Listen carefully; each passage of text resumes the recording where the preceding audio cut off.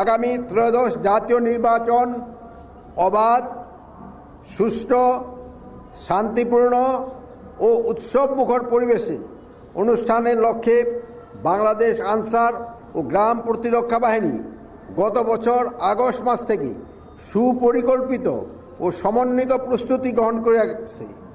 নূতন প্রশিক্ষণ নীতিমালার আলোকে ইতিমধ্যে ৫৬,০০০ উপজেলা থানা কোম্পানি আনসার, ২,৫৫,০০০ টিডিপি সদস্যা এবং ৩,০০০-এর অধিক আনসার ব্যাটালিয়ন সদস্যকে মৌলিক প্রশিক্ষণ প্রদান করা হয়েছে।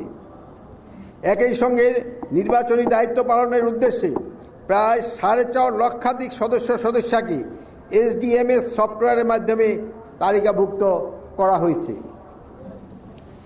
আসন্ন ত্রয়োদশ জাতীয় সংসদ নির্বাচন সারা দেশে মোট ৪২,৭61টি ভোট কেন্দ্র, প্রতিটিতে ১৩ জন করে সর্বমোট ৫,৫৫,৯৫৮ জন আনসার ভিডিপি সদস্য দায়িত্ব পালন করিবেন।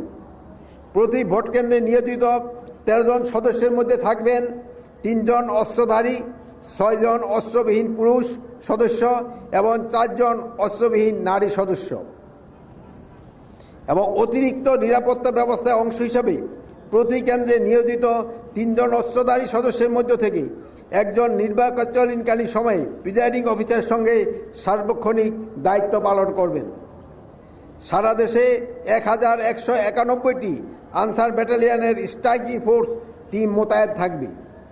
প্রতিটি টিমে ১০ জন করে মোট ১১,৯১০ জন সদস্য দায়িত্ব পালন করবেন, যা সামগ্রিক নির্বাচনী নিরাপত্তা ব্যবস্থাকে আরও সুসংহত ও কার্যকর করবে।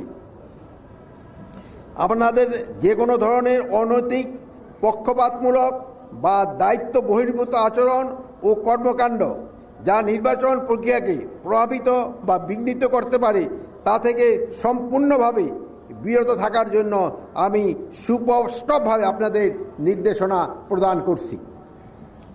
দেশের ভবিষ্যৎ কল্যাণে একটি সুষ্ঠু, অবাধ ও নিরপেক্ষ নির্বাচন সফলভাবে সম্পন্ন করার পবিত্র দায়িত্ব সকলকে কাঁধে কাঁধ মিলিয়ে নিষ্ঠা, সততা ও পেশাদারিত্বের সঙ্গে পালনের অঙ্গীকার করতে হবে।